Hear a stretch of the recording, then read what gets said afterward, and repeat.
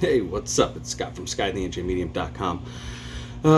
We are going to try using this platform again, which is a new app that I'm trying to use to stream to Facebook and Instagram at the same, or not Instagram, YouTube at the same time. So as soon as we have some viewers pop up through Facebook or YouTube, we'll check it out.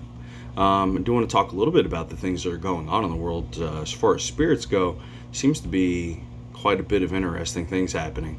I've been getting a lot of contacts from people who are experiencing a lot of spirits and ghosts and things, and I'd like to get your take on it and see if you are having any uptick in paranormal activity or spiritual activity for that matter. So again, I'm Scott from Sky the NJ Medium. If you've never joined me before, welcome. I am broadcasting right now on Facebook and YouTube, I think. I attempted to do this last night live during a Ouija board session, and unfortunately, there was a lot of issues with that. So I'm trying to update it today, figure it out. And so this is a little bit of a test and a little bit of a talk. So I'm going to pop up my Facebook on my computer, see if I can see anybody commenting, see if it's actually working. I don't know. It's a new platform, trying it out. But I do want to talk about ghosts and spirits and all that kind of cool stuff because 'tis the season. Okay, so I see that there are folks here watching, and I'm going to hop on here. Hi to you, Kathy. I see you there. It's nice to see you. I'll hit a little reply. So if you're watching on YouTube, let me know. Tell me about it. Is this working well? Is it not? Is it glitchy? Is it good? I don't know.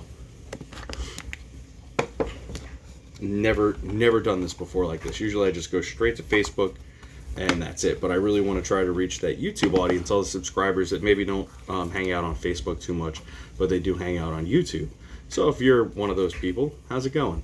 YouTube audience, if this works out well, then we can do something really cool where we can do our live tarot readings, which are free, on YouTube and Facebook. It'll help the audience grow, and it will help everybody who wants to be more engaged in a meaningful way. So right now we only have one person hanging out with us on Facebook, it looks like. So I'm going to just say hello, and if you're on YouTube, let me know. If there's a way for you to comment, that would be great. So, spirits. I just got a really interesting message. I'm not going to share too much right now. But, you know, I always tell people when they come to me and they ask about a haunting, or more specifically that they are hearing voices or possibly hearing ghosts or having paranormal experiences, one of the things that we do on our team is that we want to ask a lot of questions that are pertinent to the person and the location. So normally, as the medium of the group, I won't get too involved, but recently up front I've been handling a lot of that, and it seems like there's going to be a transition on our personal team as to how things are going to go. So one of the things that if you're a paranormal investigator that I think is important to do is when somebody contacts you and says, my house is haunted. First off, you want to ask if they have been keeping any kind of log as to when things are happening, who's experiencing them, and to what degree they're experiencing those things in their home or at their place of business or wherever it is that they're having these experiences, right? And that'll help us narrow down. So if you came to me, whoever you are, and you were like, Scott, we're having paranormal activity, I'd say, okay, who's in the house? How many people do we have? And we get a list. And I type everything in my computer and I say, okay, so we have 5 people living there. Who's experiencing these things? Well, it's mostly my husband and my children are experiencing these things. Okay, do you ever have anything happen? Yeah, I get these feelings, but I don't really witness or experience things the way my children or my husband are saying. Okay, cool. So then we can start interviewing the husband and seeing what he has to say. And we can also ask about the experiences that the children are having. And then we ask, when are they experiencing these things? Because people tend to think that ghost stuff just happens at night, but that's not true. In the middle of the day, we can have those experiences.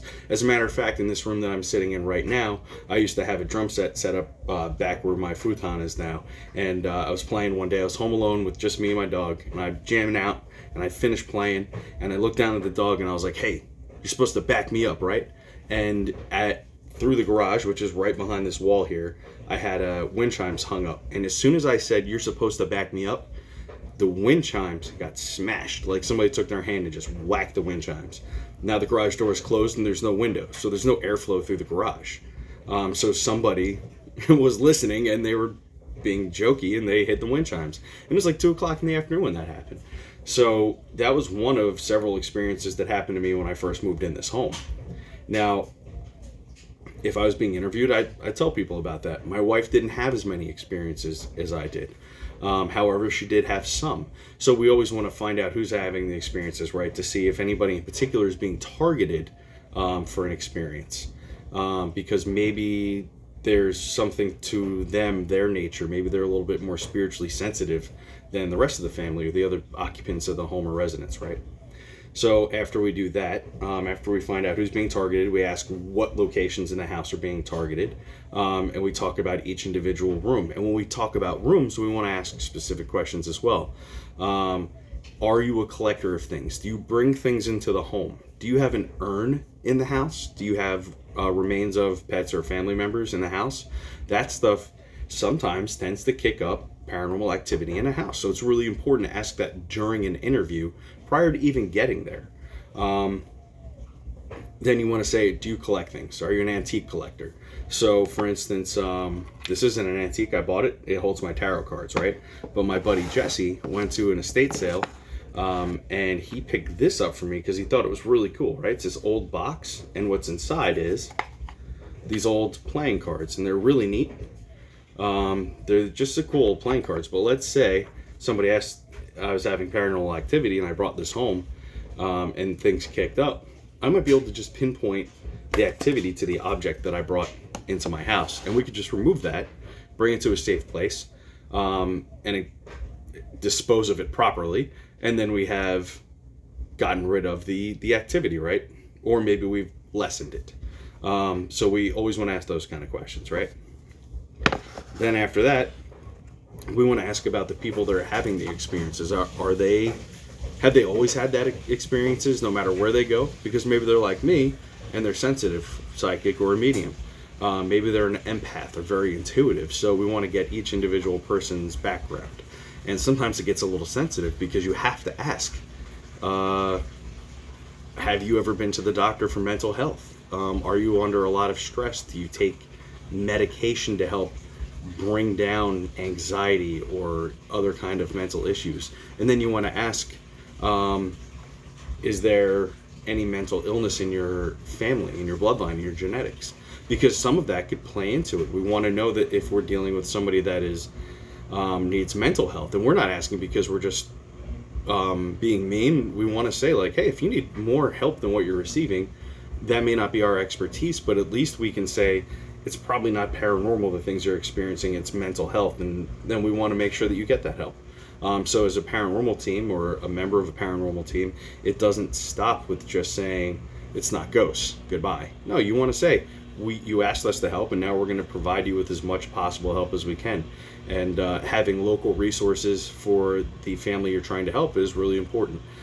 So that's just another thing that an interview could help you rule out the paranormal a little bit better and bring you the results that you're looking for to help the person that called you, right? So after we're done with all those kinds of questions, then we want to get into the ghost stories, right? We ask, what exactly have you been experiencing? And people will say like a range of things. We see shadow people, we're seeing children, is a lot of times, very recently, a lot of people are talking about seeing small shadows, small children. They are talking about whispering, banging in the house. I came home and my keys were missing. I always have a very specific lighter I keep somewhere and it's just gone. So why? What is that about? Who did the objects belong to that are missing? All those kinds of things. Or like, I feel watched. I feel watched in the basement. I feel watched in my bedroom. I feel watched as I leave the house. Okay, do you feel watched in the car? Do you feel watched at work? No and no. Okay, so maybe it's isolated to the house. So these are all really good interview questions that you always want to ask. And sometimes I've run into, and listen, I'm a quote unquote ghost guy, spirit that kind of paranormal. But I have run into issues, and I think other paranormal investigators would say this, is that I go looking for ghosts and I end up talking to people who are having alien abduction things happen. Now, if you are new here, or if you've been here with me a while, I am very skeptical of a lot of things. Although I do say I am a medium, I'm skeptical of things. So if you tell me that you're being abducted by aliens, I believe you. I believe that you believe that, but I need some proof. And, we are in an age of cameras. I'm talking to you on a camera. There's a camera on my computer. There's a camera on my old cell phone. And we have cameras everywhere. I have a box of cameras next to me. They're very inexpensive and easy to use. So I always say to people, like, spend the $25, get yourself a camera, night vision, pet camera, if you're experiencing paranormal activity, no matter what it is. If you think you see Bigfoot in the backyard, get a camera that can see in the dark that's a pet camera. Sorry if you can hear that. It's the washing machine finishing up a load. So set up a camera. It's black and white. It sees very well in the dark. A trail cam is $50. You can put it back anywhere. It's weatherproof. And it really helps us determine the things that are happening. And I've had great success with $25 pet cameras out of the box from Amazon. People put them in their home, and we see all kinds of cool things like light anomalies, not just dust orbs, because we like to rule those out as quickly as possible. I'm not a big orb fan. If you've been watching this video, you can see this light above me. Every once in a while you see something fly by. It's just dust. But sometimes you see cool trails of light that just are unexplainable, where they are more a part of the environment somehow. And you can see that when they go in front of furniture or a human being, they're very solid and leave a trail. And it gets very interesting when you start looking at stuff like that. And I get a lot of really neat anomalies. I have a video that I'm going to share that a client shared with me. She started experiencing paranormal activity in her house.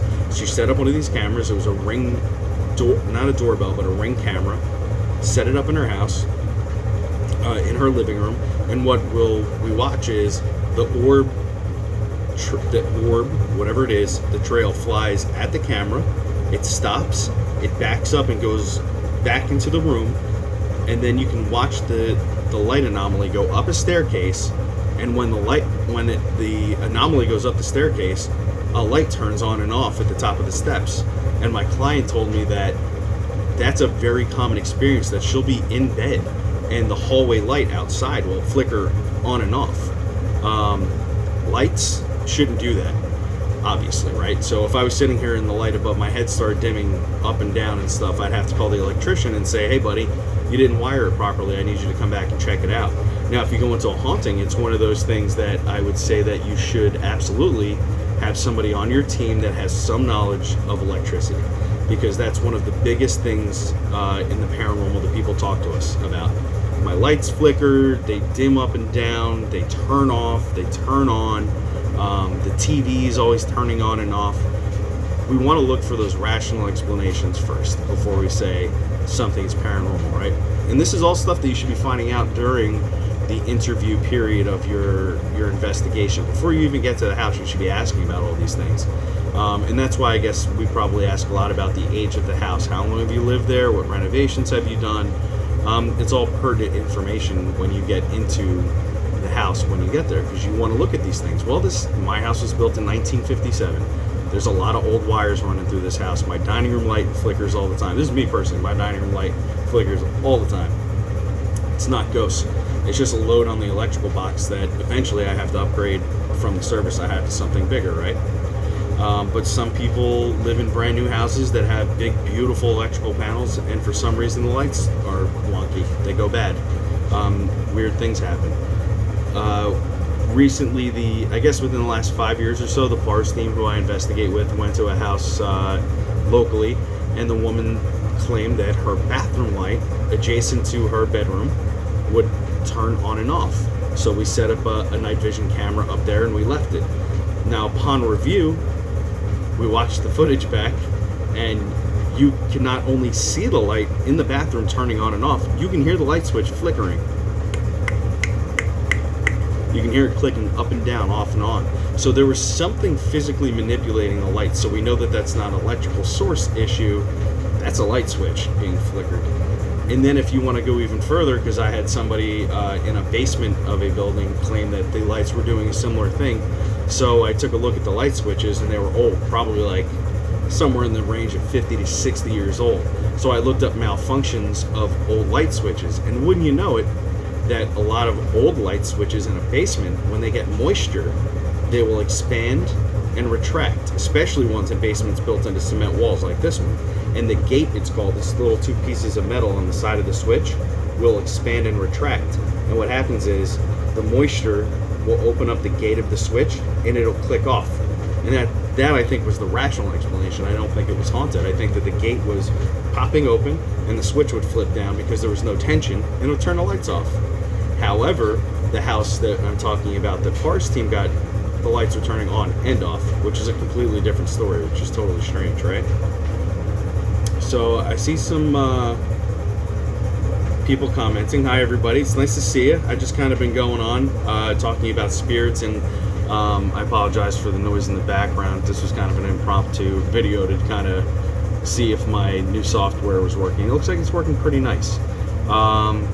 Mickey Strange says, write down what happened, times, dates, who is present, as well, so we can see if there's a pattern. That's right. So Mickey is an investigator down in Florida, and she's a part of a great group that thinks similar to us. And that's exactly what I tell people. Keep a journal. Very important to keep a journal if you're having hauntings, because that tells us a lot. We can see patterns in the journal, because if we see between the time of 11 p.m. and 3 a.m. there's all kinds of craziness happening, that's the time I'm going to want the team to be there, right? And that's a part of the investigation on the phone prior to getting there. So having knowledge of a lot of stuff is good and important. I've been into homes where people got upset with me because as the medium going in and not knowing anything, I didn't feel much in the house, but knowing something about some stuff. I was down in their basement and I'm looking in the rafters, and the rafters are just covered in black mold. And we know, I know, that black mold can cause people to feel ill, tired, sick, possibly cause hallucinations. So it's important to know what you're looking at if you're going to be an investigator and check those things out. And we always say, like, not everything's paranormal, but a lot of stuff is. And it's my job to believe you prior to going in. So who here in the last couple weeks has been experiencing more paranormal activity than usual? And I ask that because I have been getting so many requests for people saying, like, hey, we're getting a lot of paranormal stuff happening. And I'm wondering if there's a lot of people experiencing that themselves. If you're watching this on YouTube, I don't know if you can leave me a comment. Just let me know that you're here on YouTube. I see all the Facebook commenters, which is awesome. Thanks. Yeah, so Spirit, it's been acting up a lot. So Melissa says, yep, well, I know Melissa has, because she's somebody that we're working with right now.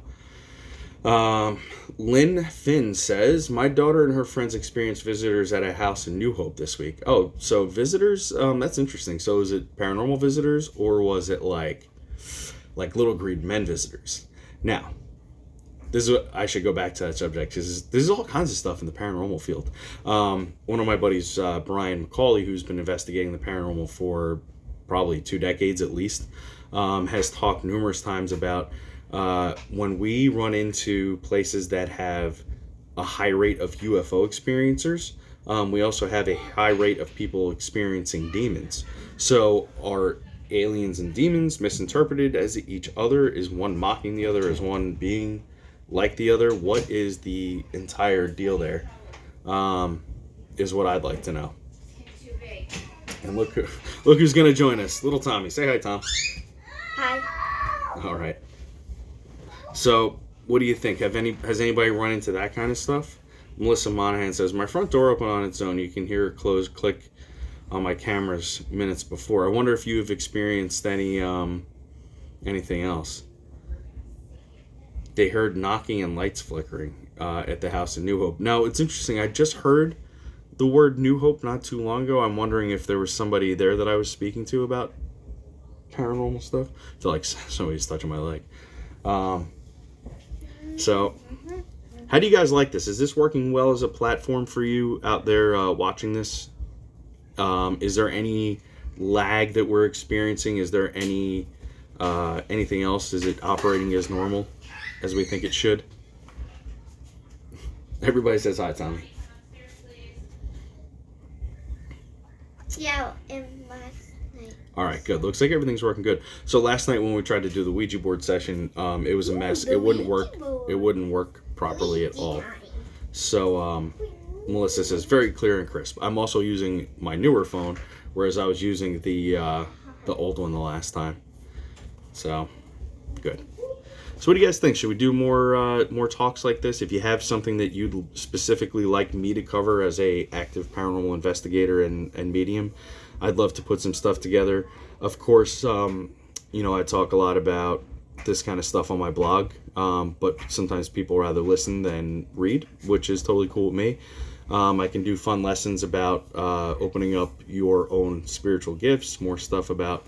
Slimer's visiting. I could do more stuff about opening up your own gifts, more stuff about paranormal investigating, equipment, because we have a ton of equipment that we could talk about. What are good techniques, things that you guys can share with me and I could talk about. It would be fun. Melissa says, might be the Wi-Fi. Yeah, it could be the Wi-Fi, but we had a good signal in there. Look, I'm blessed with a very good router, thank goodness. Mickey says, a little lag, but works great. We had a client with many alien and demon claims. The only thing we got evidence of was a previous domestic. Yeah, so that's something else too, is the pattern of people having homes with a lot of, excuse me, Slimer, a lot of marital issues or family issues, and there being issues of the paranormal as well. This is so funny. Okay, so I'll tell you what, we'll see if we can set up a schedule to oh gosh, Ghostbusters again. We'll set up a schedule to do some of these videos. I think it'd be a lot of fun. I like doing them in the middle of the day is fun too, instead of always at nighttime. Looks like people are hanging out at home and trying to do something fun. I appreciate everybody hanging out with me. Hey Ghostbuster, I'm trying to talk. These kids. Anyways, why don't you guys join me next Friday? I will announce the time. It might be 8 or 9. And we're going to do some more Ouija board. And now that I know that this works better and I have it set up properly, it'll be a lot more fun. JT is going to join, and I think that we're going to have some more special guests in the next couple weeks. They're going to come by and have a little bit of Ouija board fun with us. If there's anything that you'd like to suggest that I talk about, please just send me a message, or you can email me at scottynjmedium@gmail.com. That's my email. Send me anything you like, any kind of questions or anything you'd like to know about. If you've watched this on YouTube, please do me a favor, subscribe and like and comment. And if you're watching this on Facebook and you're new here, please do me a favor and like my page. Share it. We talk about all kinds of cool stuff. And generally we have a really good time, really good audience here. So I appreciate it. Everybody, have a great day. Enjoy it with your family, and I'm going to go do the same. Thanks for hanging out with me and testing my new stuff out. I appreciate it. I'll see you later.